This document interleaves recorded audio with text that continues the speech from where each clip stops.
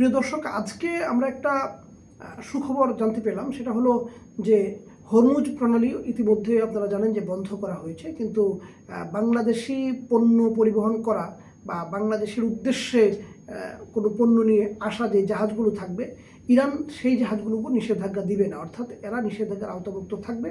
অর্থাৎ হরমুজ প্রণালী দিয়ে বাংলাদেশের পণ্য সামগ্রী আনা নেওয়ার কাজে নিয়োজিত জাহাজগুলো মোটামুটি নিষেধাজ্ঞার বাইরে থাকবে। এটা আমাদের জন্য একটি সুসংবাদ। এর পাশাপাশি আপনারা জানেন যে গত ইন্টারিম গভর্নমেন্ট তার শেষ সময়ে এসে বেশ কিছু জ্বালানির আমদানি তারা স্বাক্ষর করে গিয়েছিলেন।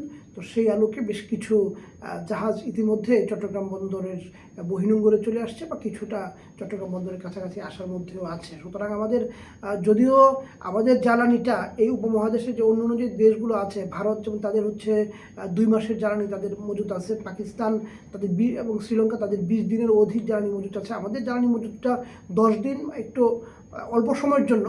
কিন্তু যদি ওই জাহাজগুলো যথাসময়ে চলে আসে এবং আমাদের হরমুজ প্রণালী দিয়ে যদি আমাদের জাহাজগুলো নির্বিঘ্নে চলাচল করতে পারে, তাহলে আমাদের যে জ্বালানি সংকট যেটা আছে সেটা হয়তো আমাদের খুব দ্রুতই কেটে যাবে।